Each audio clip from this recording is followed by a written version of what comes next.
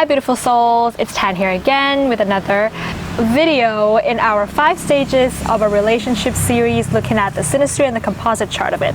If you would like to get a synastry chart done with you in a particular love interest, I've provided an instruction on how to do that, links up above and description box below, as well as I've made an introduction to this series. You can also check that out before you watch this video. And yeah, now we're moving on to stage 2. When reality sets in, or the crisis stage of a relationship. So in the last video I talked about, the reality setting in, and you're starting to see the flaws in your partner and what we mean when we say flaws, but being able to accept those flaws. In this video, I want to talk about some signs in the synastry that is showing that when the flaws of each other starts to come out, and we see that, our partner is not a perfect human being, and this can happen anywhere from 6 months to 2 or 3 years after initiating a relationship. And we see those flaws, and now we're kind of like irritated by it, or maybe we feel annoyed by it. Also, sometimes when we see the other person's flaws, there can be this chronic feeling of dissatisfaction, or this chronic inability to understand the other person over time. So I want to address these 3 factors when it comes to not being able to accept someone's flaws in this video, and how to sort of maybe work through that to kind of get us past this stage and onto the next stage of a relationship, to keep the relationship going, because flaws are really not something that should be a deal breaker in a relationship. So the first sign that there can be some difficulties in accepting a partner's flaws is when you have Mercury in a square to your partner's Saturn. This is showing that one person, the Mercury person's way of going about their day-to-day, and the Saturn person's long-term goals are not necessarily matching up. So the Saturn person, the Mercury person is going to feel like the Saturn person is just blocking them, or is not encouraging them with what they have to achieve on a day-to-day basis to get things done. And yes, the Saturn person may feel that unconsciously, that what the Mercury person has set up in their priorities list and how they get things organized is irresponsible and not appropriate enough. It can also be hard when it comes to ideas and communication, because the Saturn person can feel that the Mercury person, their ideas about things, unable to meet with those opinions and ideas. That's what happens when Mercury meets Saturn. The Saturn person can feel incapable, shall we say. And the Mercury person may feel a little bit judged when they want to give opinions and ideas about things, or even when they go about their daily lives. It's like someone's watching over them and kind of like, Mercury is a fast-moving planet. We use Mercury all the time. A lot of the Mercury person's moves they're feeling like, I'm gonna clean my shoe, but maybe the Saturn person thinks that I'm gonna clean it wrong, or I'm gonna suggest something on how to, I'm gonna just suggest a new route to work for the Saturn person, but maybe they're gonna, think it's silly or judge that. And the Saturn person can feel like the way the Mercury person is cleaning their shoe is not right, or their suggestion of how I should take my new route to work makes me feel like I'm not capable. Do you think I'm not capable of figuring out my own way to work? Something like that. So you see how these things are not necessarily showing that there's much of a, it's just requiring a bit of an allowance that the other person just has a different way of thinking or a different way of doing something. But it does not mean that they will completely ruin my life because they think differently. But it does not mean that they will cause trouble in my life just because they do things differently or they think differently. It's just not what I'm used to. Another sign is when you have Mercury square your partner's Mercury. This is when the two of your habits don't match up. So, you know, one person may want to come home and they need to wash their hands and wash their feet because they feel that, you know, the outside world, there's bacteria and things and they need to wash that. But the other person, you know, wants to immediately come home and just relax on the sofa. And the person who washes their hand is like, you're unclean, can you please go wash your hand? And the person who is on the sofa is like, you're being weird, you're being paranoid, I'm not gonna go wash my hand.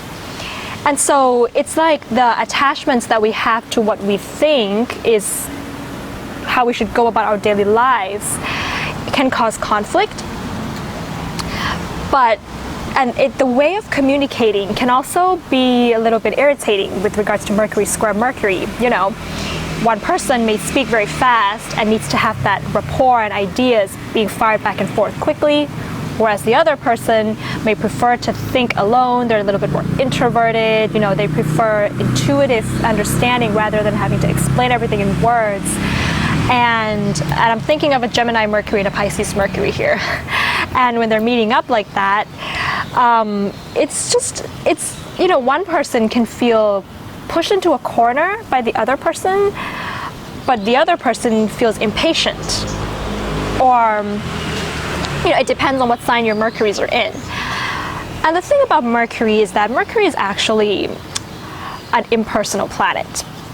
If you guys can work with this one by approaching it from a fact of understanding that there's really nothing wrong here. You're just raised differently, you just grew up differently. Your mind just kind of maybe works differently. It does not mean that you don't love each other. It does not mean that you have, you know, you enjoy different things in life. The fact that your communications don't match up, that may even stir you to look at things from a new way and find a new way of communicating with another person. And that could actually be very good for your own benefit. So there's lots of positive things that can actually come from this if we can kind of remove ourselves and kind of take a deep breath when we feel like the way the other person is just washing their hands or cleaning their shoe or trying to get their ideas across is irritating. We just take a deep breath and calm down a little bit. And then we just know that they are just different. They're still a good person, we still love them. They're just a little bit different.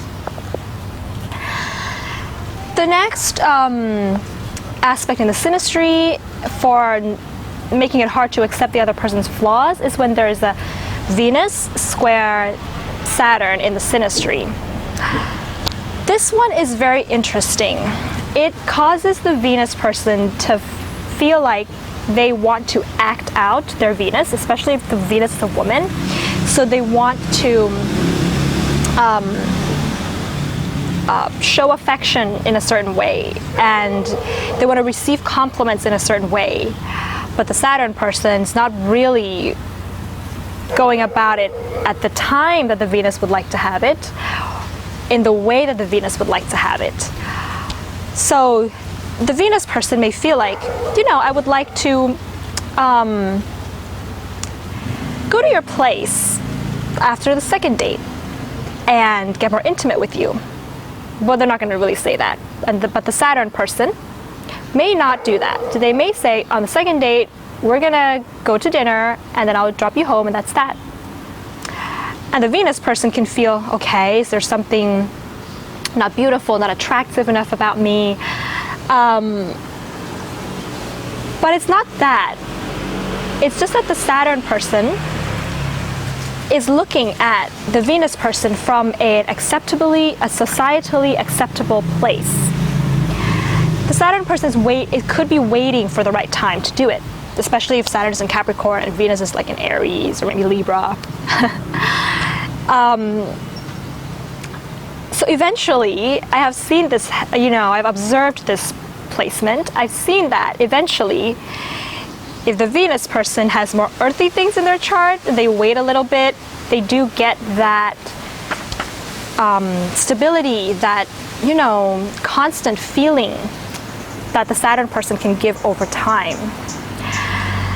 There can also be there can also be some differences in terms of lifestyle.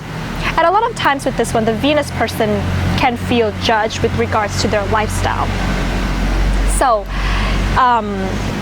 they may feel that the clothes they have chosen or the types of food they like to eat, the movies that they enjoy is silly for the Saturn person. But again, this is not, if this doesn't show up again in the composite chart, even if it shows up in the composite chart, it's not so a deal breaker in any way.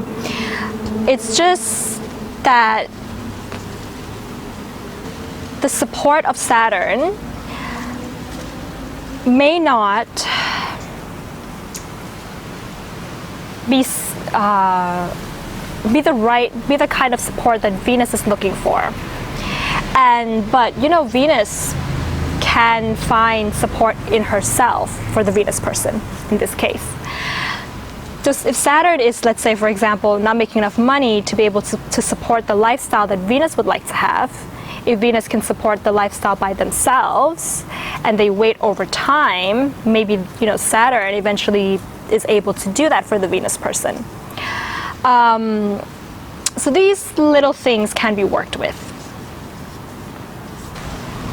Another aspect that can show this, so the last sign that it can be really hard to accept each other's flaws is when you have hard Neptune aspects to personal planets in the synastry. So if you have repeated Neptune conjunct, square, or opposite to the Sun, to Venus, to Moon, to Mars, to Mercury, and by repetitive we mean, you know, we're seeing 3 or 4 or sometimes one very close orb, like Venus opposite Neptune at 0 degrees orb. That's enough to cause this. But if Venus is opposite Neptune at 6 degrees, and then it's like a Neptune, and that's the only thing that it may not cause this. But if we have repetitive, you know, 5 or 3 degrees orbs, squares, conjunctions, oppositions, then this can cause this to feel this way. Is that when the reality sets in and when you start to see the other person's flaws, the initial Neptune can play out since the very beginning of relationships, and the initial feelings at the start, since stage 1, was overwhelming. You felt like the other person is everything that you've ever wanted. They're perfect. They've been sent by some divinity. But your partner is likely just another human being. And this can make it feel very disappointing. And it can make it hard to then accept the other person's flaws because of the initial expectation, idealization.